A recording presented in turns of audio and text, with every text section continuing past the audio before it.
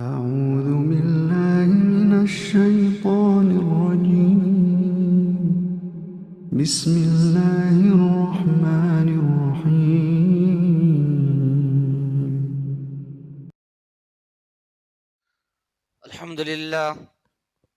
الحمد لله نحمده ونستعينه ونستغفر ونعوذ بالله من شرور أنفسنا ومن سيئات أعمالنا من يهده الله فلا مضل له ومن يضلل فلا هادي له وأشهد أن لا إله إلا الله وحده لا شريك له وأشهد أن محمدا عبده ورسوله أرسله بالحق بشيرا ونذيرا وداعيا إلى الله بإذنه وسراجا منيرا اللهم صل على عبدك وحبيبك رسولك وعلى آله وصحبه أجمعين تسليما كثيرا كثيرا أما بعد فإن خير الحديث كتاب الله وخير الهدي هدي محمد صلى الله عليه وسلم وشر الأمور محدثاتها وكل محدثة بدعة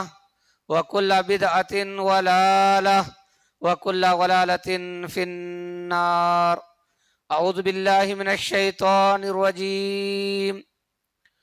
يا أيها الذين آمنوا اتقوا الله حق تقاته ولا تموتن إلا وأنتم مسلمون. يا أيها الناس اتقوا ربكم الذي خلقكم من نفس واحدة وخلق منها زوجها وبث منهما رجالا كثيرا ونساء واتقوا الله الذي تساءلون به والأرحام إن الله كان عليكم رقيبا. يا أيها الذين آمنوا اتقوا الله وقولوا قولا سديدا يصلح لكم أعمالكم ويغفر لكم ذنوبكم ومن يطع الله ورسوله فقد فاز فوزا عظيما. وقال الله تبارك وتعالى: شهر رمضان الذي أنزل فيه القرآن هدى للناس وبينات من الهدى والفرقان فمن شهد منكم الشهر فليصم ومن كان منكم مريضا أو على سفر فعدة من أيام أخر ولتكبروا الله على ما هداكم ولعلكم تشكرون.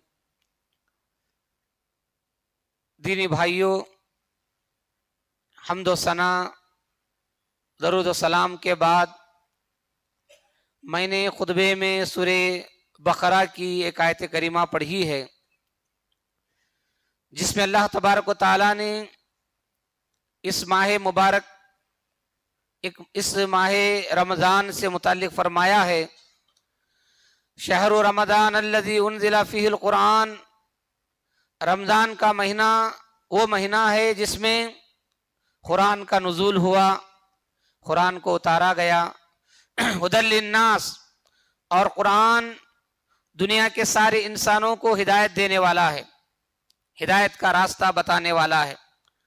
بینات من الہدی والفرقان، اور قرآن مجید کے اندر ہدایت کی نشانیاں ہیں، حق اور باطل میں تمیز کرنے کی نشانیاں ہیں، سچ اور جھوٹ کو میں فرق کرنے کی نشانیاں ہیں. جو انسان قرآن پڑھتا ہے اس کو سچ کیا ہے، جھوٹ کیا ہے، حق کیا ہے، باطل کیا ہے معلوم ہو جاتا ہے، کیونکہ قرآن اس کی وضاحت کرتا ہے. سمجھ میں آ رہی بات؟ تو یہ قرآن مجید ہے. پھر اس کے بعد اللہ تعالیٰ نے فرمایا جو اس مہینے کے اندر حاضر ہو اس کو چاہیے کہ روزہ رکھے. فَلْيَصُومُ مانے امر کا صیغہ ہے، یعنی جو بھی اس مہینے میں حاضر ہو، زندہ ہو، مسلمان جو بالغ ہو، عاقل ہو، جس پر شریعت کے حکام نافذ ہوتے ہیں، اس کو روزہ رکھنا فرض ہے. لیکن اللہ تعالیٰ بھی رحم والا ہے، اس نے کہا تمہیں جو بیمار ہے، مسافر ہے، وہ ان دنوں میں روزہ نہ رکھے، تکلیف ہوتی ہے، اس لیے وہ بعد میں روزہ رکھ لے. بعد میں جب اس کو آسانی ہوگی تو روزہ رکھ لے. یرید اللہ بکم اليسر، اللہ تعالیٰ تمہارے ساتھ آسانی چاہتا ہے. ولا یرید بکم العسر، اللہ تعالیٰ تمہارے ساتھ تنگی کا معاملہ نہیں کرنا چاہتا، سختی کرنا نہیں چاہتا اللہ تعالیٰ. وَلِتُكَبِّرُوا اللَّهَ عَلَى مَا هَدَاكُمْ، جب یہ ماہ رمضان کے روزے ختم ہو جائیں گے تو اللہ تعالیٰ کے بتائے ہوئے طریقے کے مطابق تکبیرات بلند کرو، اللہ اکبر پڑھو، اللہ اکبر پڑھو، جیسا کہ پڑھتے ہو رمضان کے دن عید الفطر کے دن روزے ختم ہونے کے بعد وَلَعَلَّكُمْ تَشْكُرُونَ، اور تم اللہ تعالیٰ کا شکر ادا کرو. شکر ہے کہ اللہ تعالیٰ نے ہم کو مسلمان بنایا، شکر ہے کہ اللہ تعالیٰ نے ہم کو ماہ رمضان کے روزے نصیب کیا اور عبادت نصیب فرمائی، اور شکر ہے کہ اللہ تعالیٰ نے ہم کو اسلام جیسی بڑی نعمت عطا فرمائی. تو اللہ تعالیٰ کا شکر ادا کرنا چاہیے. ساری نعمتیں، بہت ساری نعمتیں اللہ تعالیٰ کی ہم پر ہیں، ساری نعمتوں کو یاد کر کے اللہ کا شکر ادا کرنا چاہیے. یہ رمضان کا مہینہ ہے، اس مہینے کے لیے دنیا میں بہت سارے لوگ انتظار کرتے ہیں کہ رمضان کا مہینہ آئے گا، انتظار میں رہتے ہیں، اور اس مہینے کے لیے بہت ساری تیاریاں کرتے ہیں. ایک تو انتظار کرتے ہیں اس مہینے کا، اور تیاریاں بھی کرتے ہیں. انتظار کرنے والے بھی مختلف ہیں، تیاریاں کرنے والے بھی مختلف ہیں. میں مثال کے طور پر آپ کو سمجھاتا ہوں رمضان کا مہینہ، کیونکہ ایک دنیا بھر کے مسلمانوں کے لیے ایک بڑی عید ہے، ہر قسم ہر لحاظ سے ایک بڑا معاملہ ہے رمضان. رمضان ہر اعتبار سے دنیا کے لوگوں کے لیے بھی، آخرت کمانے والوں کے لیے بھی یہ بہت بڑا موقع ہے. اس لیے دنیا دار بھی اور اللہ والے بھی اس رمضان کا انتظار کرتے ہیں. فن والے، آرٹ والے، فلمی دنیا والے اپنی فلموں کو بنانے میں تیاری کرتے ہیں، انتظار کرتے ہیں کہ بڑی عید آ رہی ہے، ہم اس میں کتنا کمائیں گے. انتظار ان کو بھی رہتا ہے اس عید کا، وہ اپنی تیاری میں رہتے ہیں دنیا کمانے کے لیے. سیریل بنانے والے سیریل بناتے ہیں کہ رمضان میں ہم کیسے سیریل دیں گے مسلمان عورتوں کو، خواتین کو، تاکہ ہم رمضان میں بھی محروم نہ ہو ان کی کمائی سے، وہ روزے کی حالت میں بھی دیکھ سکیں. ایسے ہم سیریل تیار کریں. کمائی کا موقع، لوگ تیاری کیسے کرتے ہیں، کیسے تیاری کرتے ہیں، کیسا انتظار کرتے ہیں. یہ دنیا دار، کمپنیاں والے، فیکٹری والے، کپڑے والے، مختلف، ایسے ہی اندازہ لگائیے آپ، کپڑا بنانے والے، دکاندار، سب تیاری کرتے ہیں کہ اس رمضان میں ہم کیسا مال لائیں گے، کیسا مال تیار کریں گے جس سے ہم اس ماہ رمضان عید الفطر کے موقع پر اچھا کما سکیں. تیاری میں ہی مہینے کا انتظار بھی ہے، تیاری بھی ہے کہ اس سے ہم کیسا فائدہ اٹھائیں گے، اس سے کیسے ہم فائدہ اٹھائیں گے دنیاوی اعتبار سے. لیکن جو لوگ ایمان رکھتے ہیں، اللہ تعالیٰ کو راضی کرنا چاہتے ہیں، جنت میں جا کر جنت میں بلند درجات پانا چاہتے ہیں، وہ بھی انتظار میں رہتے ہیں. رمضان آئے گا، ہم عبادت کریں گے، ہر قسم کی عبادت کریں گے، اللہ کی نزدیکی حاصل کریں گے، جنت میں درجات کو بلند کریں گے. تو ہم اور آپ اہل ایمان میں شامل ہیں. ہمیں بھی تیاری کرنا چاہیے. ہمیں بھی انتظار تو ہے، اس مہینے کا تھا انتظار، لیکن ہماری تیاری کیا ہے؟ جیسے دنیا دار لوگ تیاریاں کر رہے ہیں، مکمل تیاریاں کر رہے ہیں، 100% تیاری کر رہے ہیں کہ تاکہ ہم کما سکیں. ہم بھی پوری طرح تیاری کریں اس رمضان کے اندر کہ ہم اس رمضان کو کیسے لوٹ سکتے ہیں، ثواب کے ذریعے، اجر کے ذریعے، نیکیوں کے ذریعے کیسے ہم کما سکتے ہیں. ہم کو بھی اس طرح تیاری کرنا چاہیے، کیونکہ ہم اللہ کو ماننے والے ہیں، جنت میں جانا چاہتے ہیں، اللہ کو خوش کرنا چاہتے ہیں. تو ہماری تیاری بھی ہونی چاہیے. رمضان کے اندر بہت ساری عبادتیں ہیں، ہم تیاری کر سکتے ہیں. تیار کریں اپنے آپ کو، دنیا کے کاموں سے تھوڑا فارغ ہو جائیں، تھوڑا ہلکا فارغ ہو، مکمل طور سے نہ پروانے، گھنٹہ 2 گھنٹہ ہی دنیا سے تھوڑا ہم اپنے آپ کو فارغ کر لیں. ان عبادات کو، خاص کر راتوں کو ہم فارغ کر لیں، اپنے آپ کو رات کے اوقات کو فارغ کر لیں.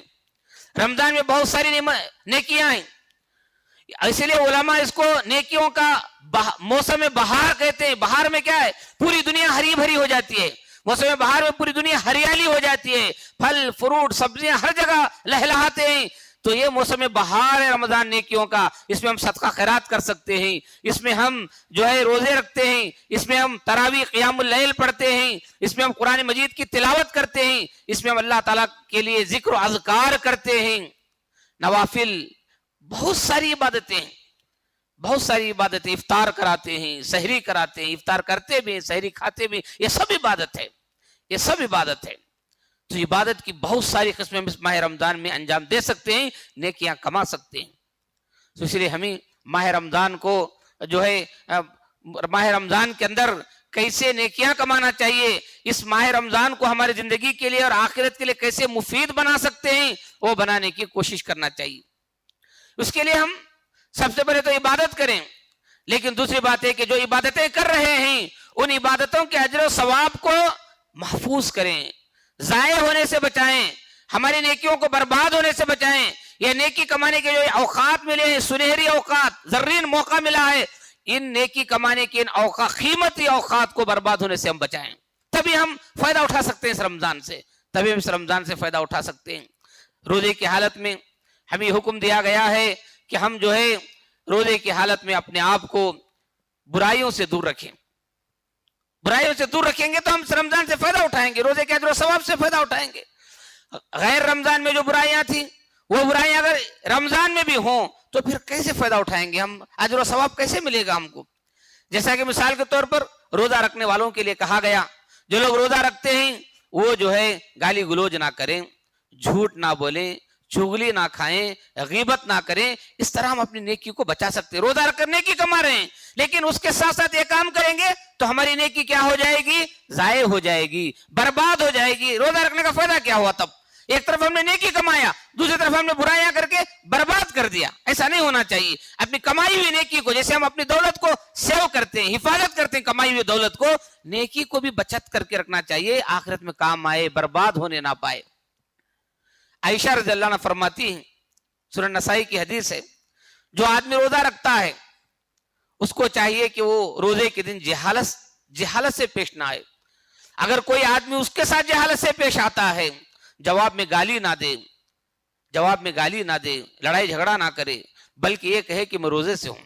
ایسے بہت ساری حدیثیں اس معنی کی، میں روزے سے ہوں. لڑنے والے جھگڑنے والے سے کہنا چاہیے کہ میں روزے سے ہوں. روزہ والا جو ہے، روزے دار انسان جھگڑتا نہیں ہے، لڑتا نہیں ہے، گالیاں نہیں دیتا ہے. یہ سمجھانا ہے دوسرے کو. دوسرا اگر سمجھدار نہیں ہے تو سمجھدار روزے دار کو سمجھانا ہے کہ روزے کی حالت میں سب نہیں کرنا ہے، ہمارے روزے کی جو نیکیاں ہیں وہ برباد ہو جائیں گی، ضائع ہو جائیں گی، سمجھانا ہے. اس لیے روزے کا اہتمام کرنا چاہیے، احترام کرنا چاہیے. اور ماہ رمضان کے اندر لیلۃ القدر ہے. آپ نے حدیث میں فرمایا فی لیلۃ القدر خیر من الف شہر. اس لیلۃ القدر کو پانے کی کوشش کرنا چاہیے، 1000 مہینوں کی عبادت سے بہتر ہے. من حرم فقد حرم الخیر کلہ. لیلۃ القدر کی اجر و ثواب سے، بھلائی سے جو محروم کر دیا گیا وہ بہت بڑا بد قسمت، بد نصیب انسان ہے. تو ہم بد نصیب کیوں بنیں؟ لیلۃ القدر کو پائیں، اس کے اجر و ثواب کو پائیں، ان راتوں کو ضائع ہونے نہ دیں، ان راتوں کو عبادت میں گزاریں.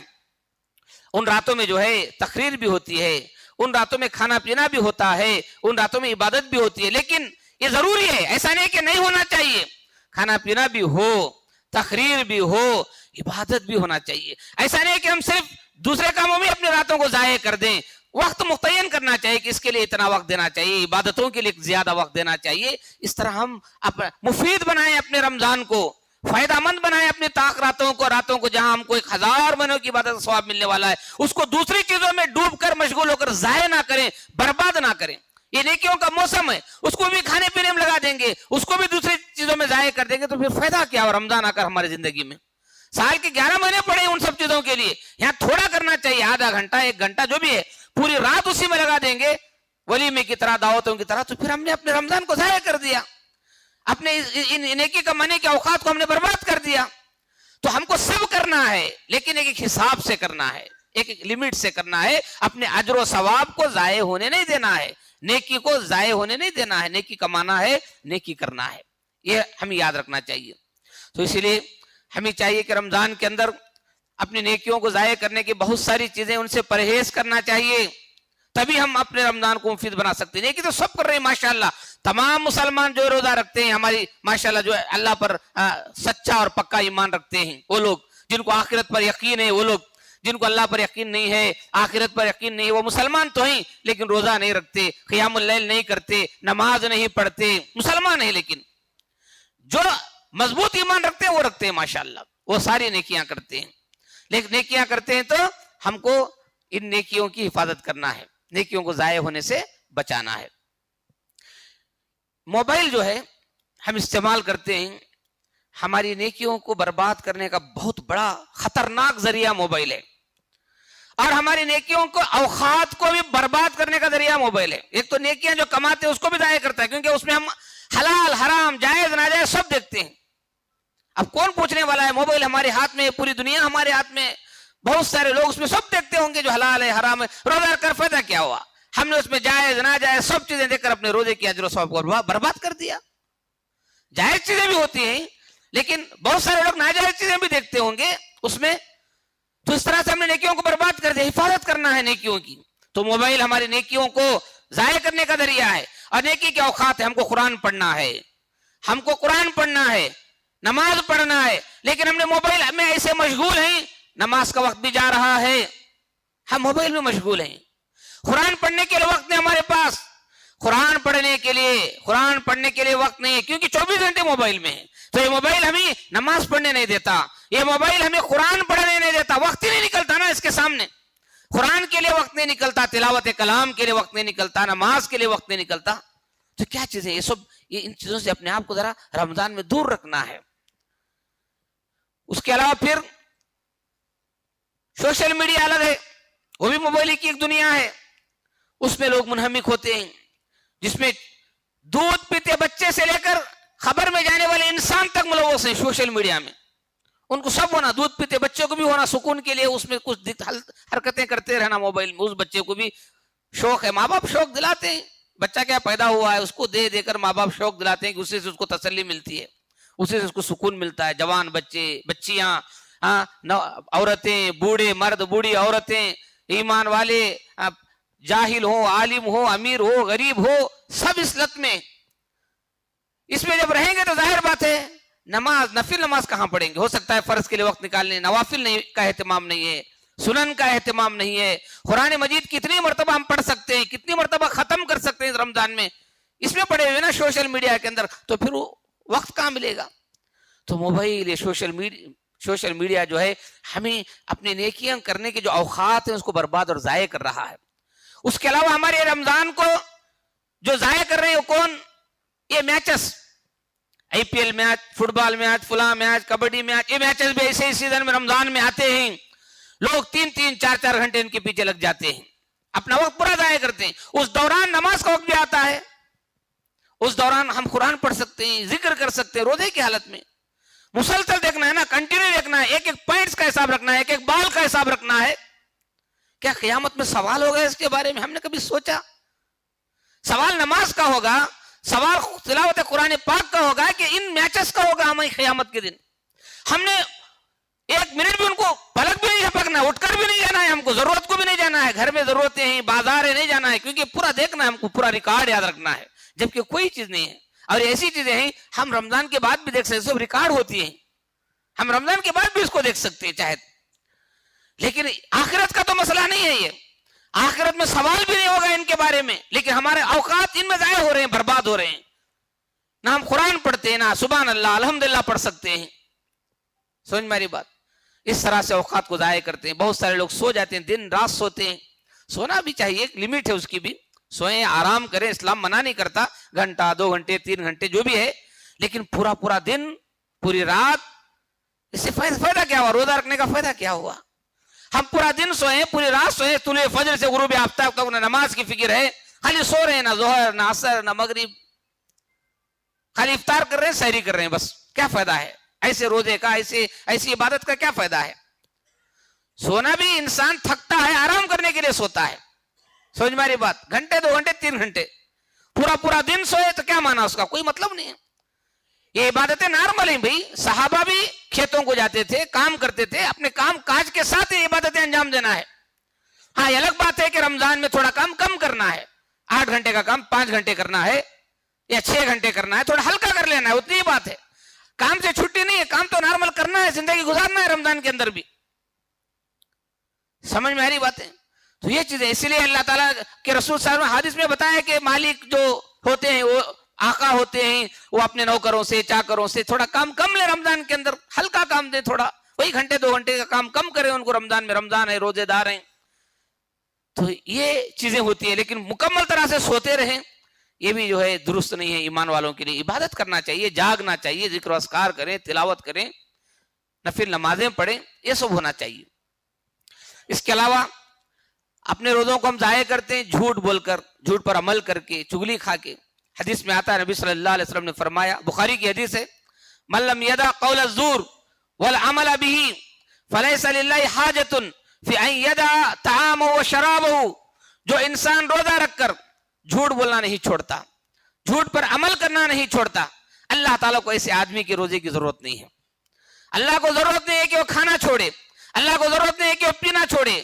اللہ تعالیٰ یہ نہیں چاہتا کہ میرا بندہ بھوکا رہے, پیاسا رہے. اللہ کو مطلب نہیں ہے کہ اللہ تعالیٰ کے پاس خزانے میں 1 مہینے کا اناج کم ہے, 1 مہینے کا پانی کم ہے کہ تم کو بھوکا پیاسا رکھنا چاہتا ہے. نہیں, ایسی کوئی بات نہیں. وہ تو تمہیں متقی بنانا چاہتا ہے, پرہیزگار بنانا چاہتا ہے, تمہارے دلوں میں اللہ کا ڈر اور خوف پیدا کرنا چاہتا ہے روزے کے ذریعے سے. اور روزہ رکھ کر جو ہے وہ تقوی نہ پیدا ہو. جھوٹ وہی ہے, جھوٹ پر عمل ہوئی ہے تو فائدہ کیا ہے؟ تو غیبت، چغلی، یہ ساری برائیاں روزے کی حالت میں نہیں ہونا چاہیے. اگر ہوں گی تو پھر ہمارے اعمال برباد ہو جائیں گے، ہمارے اعمال ضائع ہو جائیں گے. ایسے عمل کی اللہ کو ضرورت نہیں ہے جس میں اللہ ٹریننگ دے رہا ہے تقوی کی. اب تقوی ہی نہ پیدا ہو، روزے کی ٹریننگ کے دوران بھی اگر تقوی نہ پیدا ہو تو فائدہ کیا ہے؟ ٹریننگ کے دوران بھی اگر تقوی نہ پیدا ہو فائدہ کیا ہے؟ اس ٹریننگ کی، اس مشق کی کیا فائدہ؟ اس مشق کا، اس تربیت کا کیا فائدہ ہے؟ اللہ تو تربیت کرنا چاہتا ہے کہ ایک مہینے میں بچوں کی میرے بندوں کی تربیت کروں، 11 مہینے بھی زندگی ایسی گزارے. تربیت کرنا چاہتا ہے اللہ تعالیٰ. تربیت کے دنوں میں بھی اگر ہم درست نہ رہیں تو پھر بعد میں کیا حال ہوگا ہمارا؟ تو بھائیو یہ ہے لعلکم تتقون، اس لیے کہا گیا روزے فرض کیے گئے تاکہ تمہارے اندر تقوی پیدا ہو. اور جب تک انسان کے اندر اللہ کا ڈر، خوف، تقوی نہیں پیدا ہوتا، اچھے اخلاق نہیں پیدا ہوتے. اچھے اخلاق، اچھا کردار پیدا ہونے کے لیے بنیاد ہے تقوی، بنیاد ہے اللہ کا ڈر. جس دل کے اندر اللہ کا ڈر نہ ہو اس کے اندر اچھے اخلاق آ ہی نہیں سکتے. اللہ کا ڈر آنے سے ہی اچھے اخلاق پیدا ہوتے ہیں انسان کے اندر. تو اس لیے روزے جو ہے، یہ روزہ، یہ نماز تقوی کے لیے ہے اور تقوی سے اچھا اخلاق پیدا ہوتا ہے. تو بھائیو ہم اپنے اعمال کی حفاظت کریں. اور بہت ساری چیزیں رمضان میں ادھر ادھر کی ہم کرتے ہیں، ان سے اپنے آپ کو بچائیں، اپنی عبادتوں کو ضائع ہونے سے بچائیں. ماہ رمضان کے اندر روزہ ہم رکھتے ہیں، روزے کی بڑی فضیلت ہے. تراویح کی نماز پڑھتے ہیں، تراویح کی بڑی فضیلت ہے. نبی کریم صلی اللہ علیہ وسلم نے بخاری حدیث میں فرمایا من قام رمضان ایمانا و احتسابا غفر له ما تقدم من ذنبه. جو انسان ماہ رمضان میں قیام کرتا ہے، تراویح کی نماز پڑھتا ہے، تراویح، قیام، بہت سارے نام ہیں اس کے، سب ایک ہی نماز ہے، الگ الگ نماز نہیں ہے، ایک ہی نماز ہے. یہ نام الگ الگ ہیں، نماز ایک ہی ہے. رات کی نماز ایک ہی نماز ہے، چاہے اس کو تراویح کہو، قیام اللیل کہو، اور کچھ کہو. سمجھ میں آ رہی بات؟ نماز تو ایک ہی ہے، نماز تو ایک ہی ہے. تو یہ جو انسان ماہ رمضان میں قیام اللیل کرتا ہے، تراویح کی نماز پڑھتا ہے، اس یقین کے ساتھ، ایمان کا مطلب یقین، اس یقین کے ساتھ کہ اللہ تبارک و تعالی جو ثواب کا وعدہ کیا ہے وہ وعدہ سچا ہے، یہ یقین رکھنا. اللہ نے وعدہ کیا ہے ثواب کا، چاہے روزہ رکھو، چاہے قیام کرو، وعدہ کیا ہے میں ثواب دوں گا. وہ ثواب پر یقین رکھنا چاہیے، اللہ پر یقین رکھنا، اس یقین کے ساتھ قیام اللیل کرنا، احتساباً، اور امید رکھنا ثواب کی کہ اللہ تعالیٰ مجھے ثواب دے گا. تو ایسے انسان کے گناہ معاف ہو جاتے ہیں، ایسے انسان کے جو گناہ ہیں وہ بخش دیے جاتے ہیں، معاف کر دیے جاتے ہیں. تو ہمیں قیام اللیل کرنا چاہیے، نماز پڑھنا چاہیے. حدیث میں آتا ہے، ابو ذر رضی اللہ عنہ فرماتے ہیں رمضان کے مہینے میں، بخاری کی حدیث ہے، نبی کریم صلی اللہ علیہ وسلم نے 3 رات صحابہ کو تراویح کی نماز پڑھائی جماعت کے ساتھ. ایک 23ویں رمضان کو، دوسرے دن 25ویں رمضان کو، تیسرے دن 27ویں رمضان کو.